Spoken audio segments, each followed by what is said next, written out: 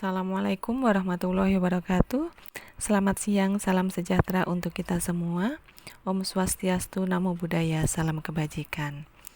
Pada siang kali ini, selamat bertemu kembali dengan saya dalam materi perkuliahan Evidence Based Midwifery, di mana untuk pertemuan kali ini kita akan membahas tentang review literatur. Oke, langsung saja kita mulai perkuliahan pada siang hari ini. Yang pertama adalah definisi review literatur. Apa itu review literatur? Review literatur yaitu merupakan analisa berupa kritik dari penelitian yang sedang dilakukan terhadap topik khusus atau pertanyaan pada suatu bagian keilmuan.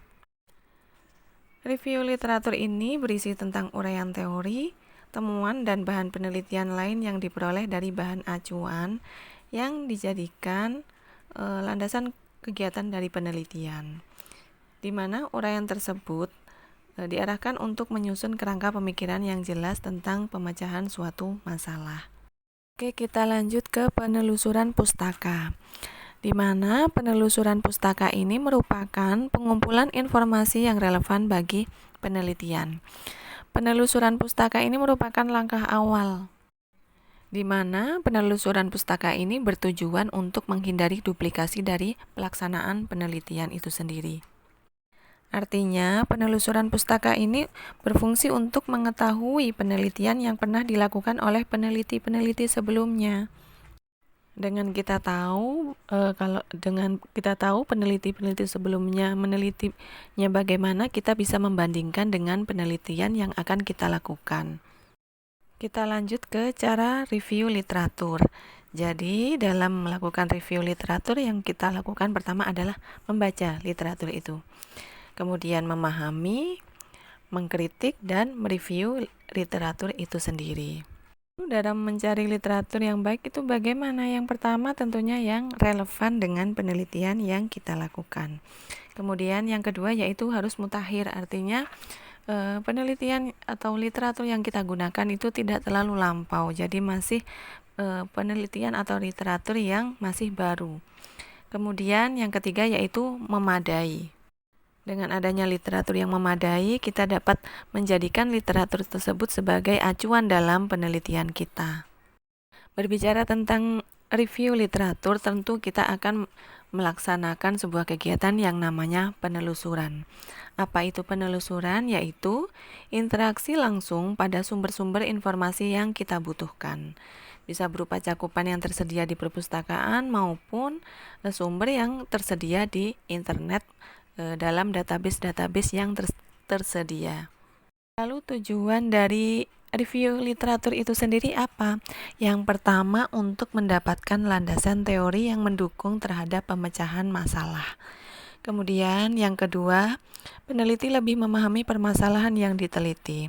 Tentu apabila kita melakukan review literatur sebelumnya, kita akan tahu, lebih memahami, lebih mendalami tentang permasalahan yang terkait dengan penelitian kita. Kemudian yang ketiga yaitu untuk mendapatkan gambaran yang berkenaan dengan apa yang sudah pernah dikerjakan orang lain sebelumnya. Jadi, penelitian orang lain tersebut bisa dijadikan sebagai pembanding atau penambahan terhadap informasi yang kita butuhkan untuk penelitian kita. Berbicara tentang review literatur itu bukan copy paste teori. Namun, review literatur itu merupakan proses menganalisis, mensintesis, dan meringkas serta membandingkan hasil penelitian satu dengan yang lainnya. Jadi, literatur yang ada yang kita dapatkan itu tidak untuk di copy paste, namun untuk kita pahami yang nantinya kita akan membandingkan dengan penelitian yang kita lakukan. Dengan adanya review literatur ini, penelitian yang kita lakukan bisa lebih mendalam. Review literatur itu sendiri memiliki beberapa manfaat. Yang pertama, membentuk kerangka teoritis di bidang penelitian. Kemudian, menjelaskan definisi, kata kunci, dan terminologi dari penelitian itu sendiri. Kemudian yang ketiga, menentukan model, studi kasus yang mendukung topik dari penelitian.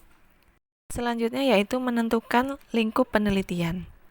Kemudian, menunjukkan peneliti paham area penelitian dan isu-isu penelitian yang dia lakukan.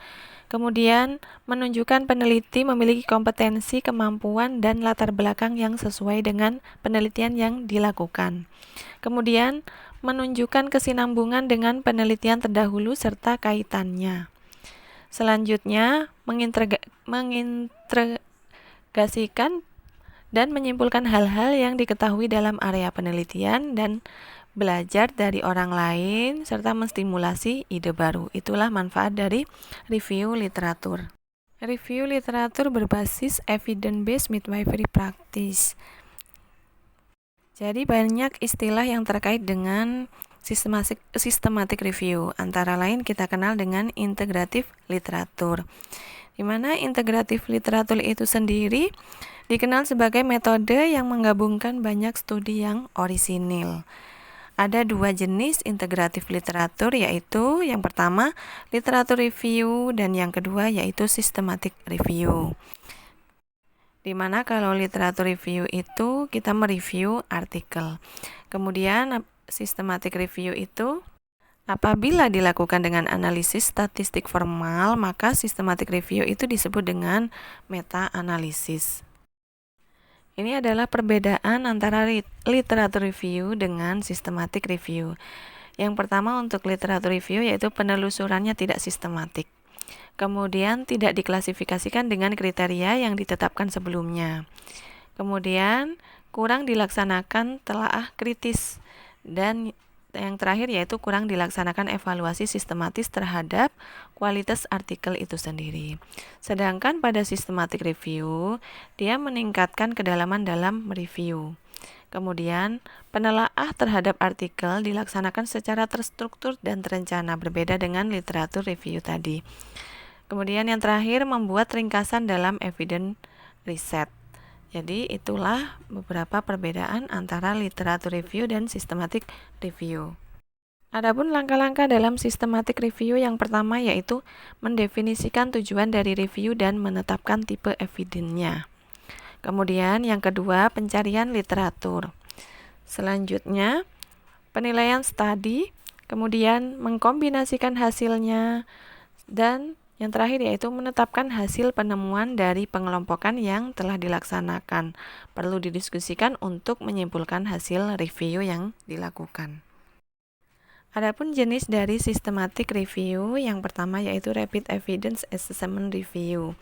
Itu merupakan metode pencarian dan evaluasi literatur secara cepat, tetapi tahapan dan komprehensif dari review masih sangat terbatas. Untuk yang kedua, user involvement, yaitu metode pencarian dan evaluasi literatur yang digunakan sebagai persyaratan dalam studi awal riset. Kalau yang ketiga, mixed method, itu merupakan metode pencarian dan evaluasi literatur dengan metode blended, yaitu menggunakan kriteria yang dilaksanakan baik pada riset dengan desain kualitatif maupun kuantitatif. Lanjut ke metode review literatur berbasis evidence-based midwifery practice. Jadi, literatur review merupakan cara yang dipakai untuk mengumpulkan data atau sumber yang berhubungan dengan topik tertentu, di mana sumber-sumber itu bisa berasal dari yang pertama jurnal, buku, internet, ataupun pustaka yang lain. Bagaimana kalau kita mencari sumber informasi yang terkait? Disarankan atau sebaiknya yang sudah terindeks database Scopus ataupun yang lain, serta jurnal tersebut sudah terakreditasi. Kemudian yang selanjutnya sebaiknya mempertimbangkan tingkatan evidence base. Pada pertemuan yang pertama dulu saya sudah membahas tentang piramida tingkatan evidence base. Ini saya sertakan gambarnya, mungkin bisa diingat kembali. Sumber referensi ilmiah di sini saya mengklasifikasikan menjadi 3. Yang pertama yaitu primer, sekunder, dan tersier. Di mana primer itu terdiri dari jurnal, majalah, skripsi, tesis, disertasi, ataupun laporan-laporan penelitian. Kemudian yang sekunder itu bisa dari abstrak atau bibliografi. Serta tersier bisa kita dapatkan dari textbook atau ensiklopedia. Adapun langkah-langkah dalam mereview literatur, yang pertama membaca, tentu ya. Yang pertama harus dibaca, di mana kita harus memperhatikan struktur dan teks, apakah teks itu sudah sesuai dengan tujuan penelitian kita. Kemudian baca secara detail, itu langkah yang pertama. Kemudian yang kedua yaitu mengevaluasi dari tulisan ilmiah yang sudah kita baca tadi, apakah ini berkualitas atau tidak. Kemudian kita pastikan dari mana asal sumber risetnya. Yang selanjutnya kita buat ringkasan. Jadi setelah kita baca, kita evaluasi, kita temukan poin-poinnya apa, kita temukan, lalu kita rangkum, kita catat secara detail referensi yang mungkin kita anggap berguna dalam penelitian kita, yang dapat mendukung penelitian kita itu. Kemudian yang terakhir yaitu gabungkan. Jadi cerita ilmiah mengenai suatu permasalahan tersebut digabung secara lengkap dan disusun secara sistematis. Review literatur berbasis evidence-based midwifery practice. Jadi yang pertama kita cari kesamaannya. Apa yang sama dari review penelitian ini, dari review literatur ini dengan penelitian yang akan kita lakukan. Kemudian tidak hanya mencari kesamaan, tapi kita juga mencari ketidaksamaannya apa. Kalau kesamaannya ini, ketidaksamaannya apa gitu. Kemudian yang ketiga kita berikan pandangan. Jadi setelah tahu kesamaannya apa dan ketidaksamaannya apa, kita berikan pandangan. Setelah itu kita bandingkan. Setelah kita bandingkan, lalu kita membuat ringkasan dari review literatur yang kita lakukan. Kita lanjut ke sumber review literatur berbasis evidence-based midwifery practice. Yang pertama bisa berasal dari publikasi paper jurnal nasional maupun internasional. Kemudian bisa berasal dari tesis ataupun disertasi. Kemudian bisa bersumber dari jurnal. Bisa juga dari majalah, pamflet, clipping, bisa juga, ini disertasinya double. Kemudian bisa juga dari abstrak ataupun hasil penelitian. Kemudian bisa berasal dari proceeding ataupun website yang memuat tentang literatur yang kita butuhkan. Kita lanjut ke cara membaca sumber. Yang pertama, skimming. Skimming itu merupakan proses membaca dokumen secara cepat. Sambil membaca, kita mengambil inti-inti dari setiap paragrafnya. Skimming ini dapat membantu melakukan review dengan lebih cepat dan menyeluruh. Kemudian yang kedua yaitu paragraf statement, yaitu membaca kalimat terpenting di dalam suatu paragraf yang berguna untuk membantu mengerti paragraf dari itu sendiri. Kemudian yang ketiga yaitu dokumen statement. Dokumen statement itu membaca statement utama dalam dokumen yang berguna untuk membantu mengerti tema secara keseluruhan. Strategi searching pustaka kesehatan. Jadi dalam mereview literatur kita kan tentunya akan mencari pustaka. Di mana dalam mencari pustaka itu sendiri ada strateginya. Yang pertama yaitu pemilihan kata kunci. Yang kedua, penggunaan boolean operator, dan yang ketiga adalah menggunakan alamat sumber pustaka yang tepat. Oke, kita bahas satu-satu. Yang pertama yaitu pemilihan kata kunci. Jadi misalkan dalam sebuah penelitian, misalkan ini penelitian Anda, ingin mengetahui tentang bagaimana pengaruh minuman jahe terhadap penurunan mual muntah pada ibu hamil. Ini kan sebuah pertanyaan penelitian atau masalah penelitian yang kita hadapi. Lalu bagaimana kita menentukan kata kuncinya? Jadi penggunaan kata kunci ini sangatlah penting. Ini misalkan kita mencari tanpa kita mempertimbangkan kata kuncinya di slide selanjutnya. Misalkan kita ingin mencari literatur di PubMed. Kemudian kita mengetikkan semua kata, kombinasi katanya. Kita masukkan kata yang ingin atau judul yang ingin kita cari, kemudian kita klik search. Setelah kita gunakan kalimat tadi, ternyata di dalam pencarian ini dihasilkan 0. Jadi kita tidak menemukan literatur yang berkaitan dengan kalimat yang kita masukkan tadi. Itu kan tadi kita memasukkan kalimat yang begitu panjang atau tidak menentukan kata kuncinya. Kita akan mengalami kesulitan dalam pencarian literatur. Lalu kita akan mencoba menggunakan kata kunci. Selanjutnya kita mencari dengan menggunakan kata kunci. Dari pertanyaan penelitian tadi, kita ambil kata kuncinya yaitu yang pertama yaitu ginger, nausea, vomiting, dan pregnant. Kita masukkan kata kunci yang akan kita cari, kemudian kita mengklik search. Maka akan ditemukan beberapa jurnal yang terkait dengan kata kunci yang kita cari atau kata kunci yang kita masukkan tadi. Dengan penggunaan kata kunci itu akan nanti pencariannya lebih spesifik dibandingkan dengan kita memasukkan kata kuncinya tadi tidak menggunakan kata kunci atau kombinasi kata yang seperti yang pertama saya contohkan. Untuk di PubMed ini kita menggunakan kata kuncinya dalam bahasa Inggris ya, karena ini merupakan database jurnal-jurnal internasional yang bahasa pengantarnya menggunakan bahasa Inggris. Jadi kita juga dalam pencarian kita menggunakan kata kunci dalam bahasa Inggris. Saya nggak ngerti bahasa Inggris, Bu.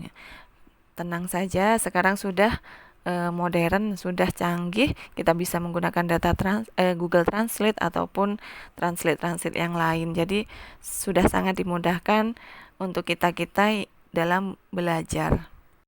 Kita sudah membahas dan mencoba tentang pemilihan kata kunci. Kemudian yang kedua yaitu menggunakan boolean operator dengan benar. Boolean itu sendiri merupakan sekumpulan perintah yang dapat digunakan di hampir semua mesin pencari, database, ataupun katalog online. Jadi perintah boolean ini merupakan cara untuk kita mencari lebih spesifik gitu. Perintah boolean ini yang paling populer adalah AND, OR, dan NOT. Kita bahas dulu boolean yang AND. Boolean AND ini memiliki fungsi meningkatkan spesifitas. Misalkan kita mencari mual dan hamil seperti contoh dari pertanyaan penelitian tadi yang kita tentukan. Contohnya mual. Kita menggunakan boolean hamil. Jadi kita menggunakan kata mual dan hamil dalam pencarian yang akan kita lakukan. Contoh, kita membuka PubMed lagi. Ini adalah contoh penelusuran menggunakan boolean AND.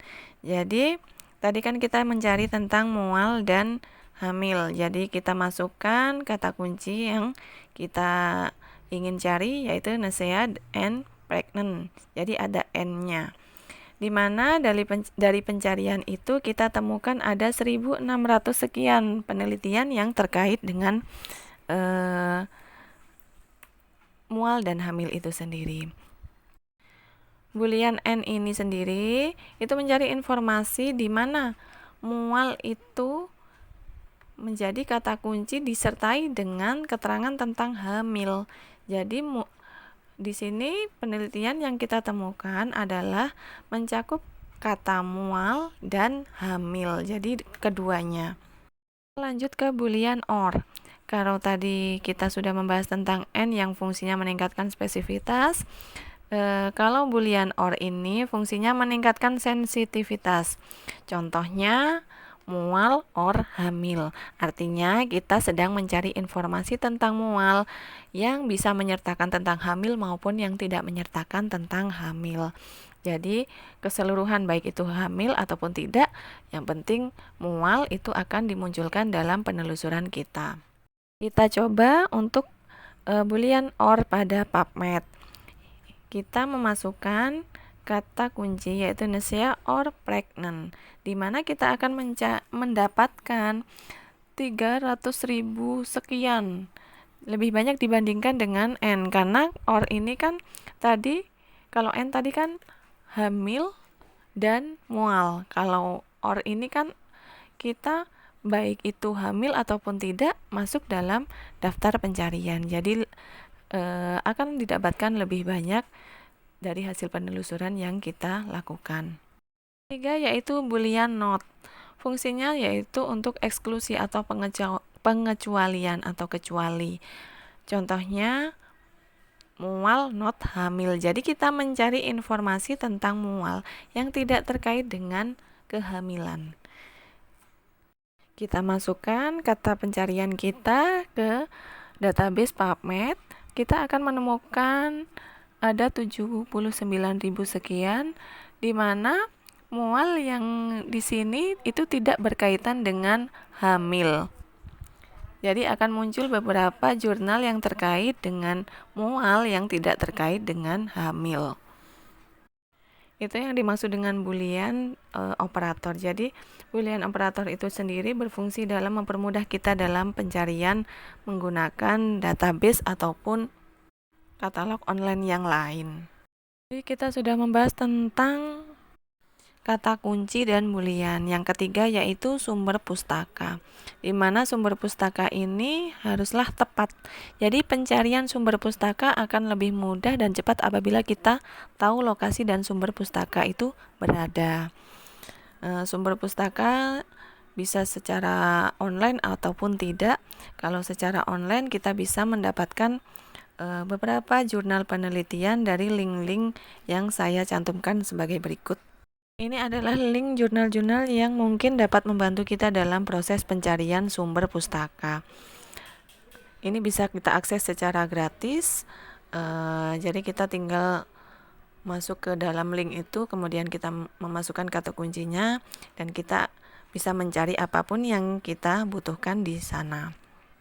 Namun biasanya jurnal-jurnal yang baik itu biasanya terkadang berbayar. Adapun link-link jurnal berbayar adalah sebagai berikut. Terkadang dalam mencari literatur ataupun bukti jurnal kita memiliki keterbatasan. Yang pertama ya karena data atau bukti jurnal yang kita butuhkan itu tidak free access. Terkadang jurnal-jurnal yang baik atau jurnal-jurnal yang kita butuhkan itu harus berbayar, harus kita berlangganan. Itu bisa menjadi hambatan dalam pencarian bukti jurnal. Namun, tidak perlu khawatir, kita bisa mensiasatinya dengan cara sebagai berikut. Saya berikan tips untuk mengakses jurnal-jurnal berbayar secara free. Kita bisa memanfaatkan fasilitas di internet dengan mengakses laman SCI Hub. Caranya bagaimana? Akan saya jelaskan sebagai berikut.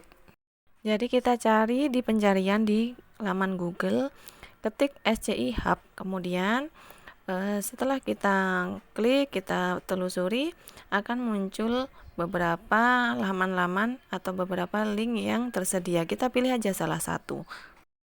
Misalkan kita mencari jurnal di Science Direct, kemudian kita buka laman database Science Direct. Kita masukkan kata kunci yang kita butuhkan dalam pencarian, kemudian kita klik search. Nah, biasanya dalam jurnal-jurnal internasional itu tidak semuanya free access atau open access. Ada juga yang tidak free access. Jadi kita bisa menggunakan fasilitas ini untuk mengakses jurnal-jurnal yang tidak free access itu. Caranya bagaimana? Kita dalam pencarian kita pilih jurnal yang kita butuhkan. Kemudian kita buka, tentu kan ada link dari jurnal itu, kita copy link tersebut. Kemudian kita buka laman SCI Hub dan kita pastekan link yang sudah tadi kita copy ke kolom yang tersedia, baru kita klik open.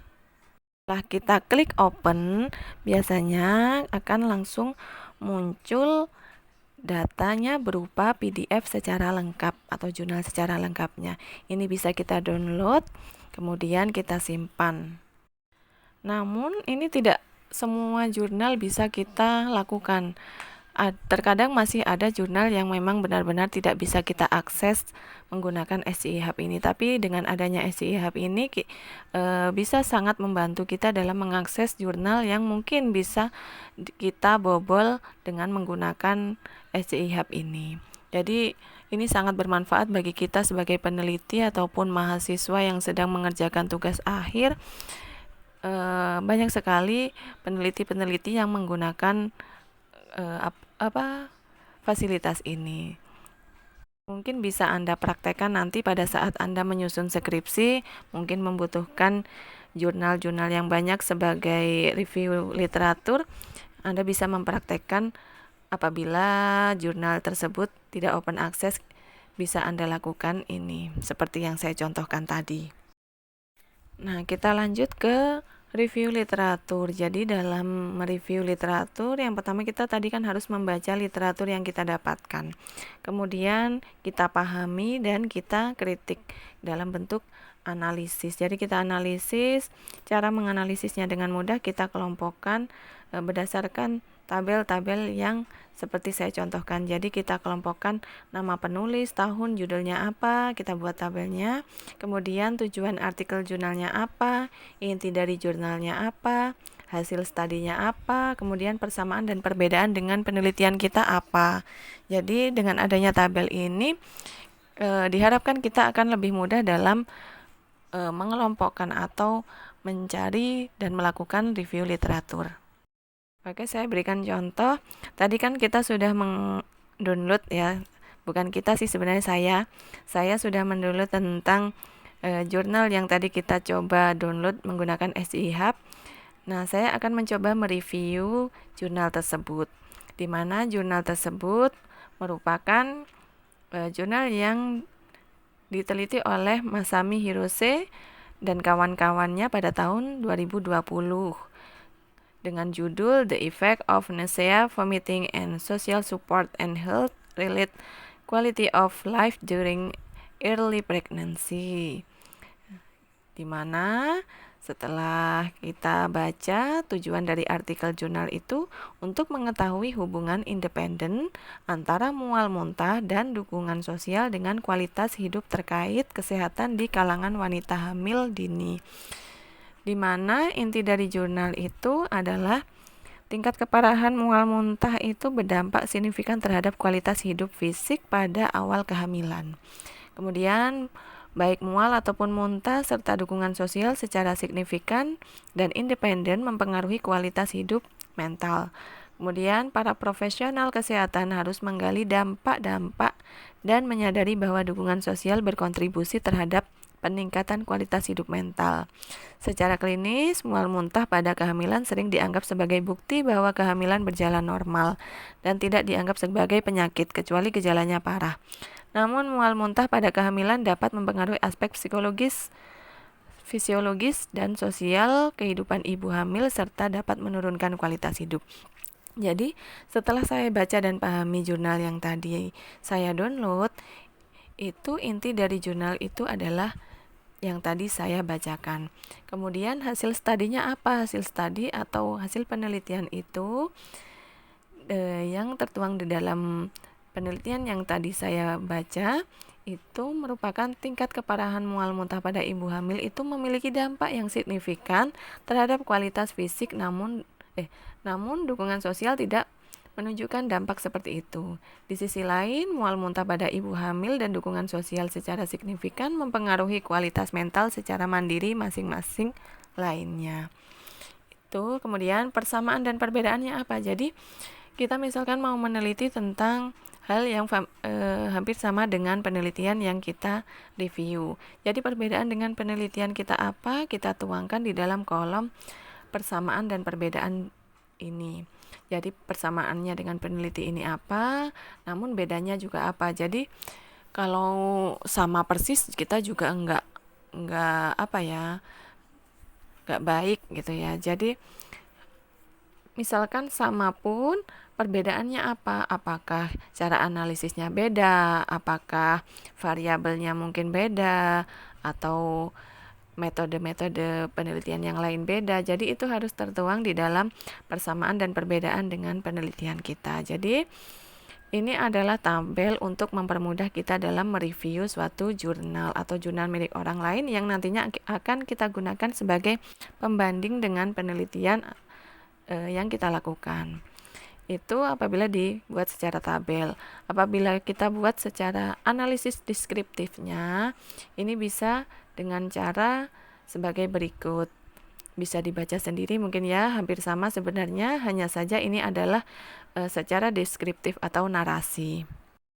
Nah, kalau kita menyusun penelitian, kita kan terkadang harus mereview beberapa literatur yang tidak sedikit.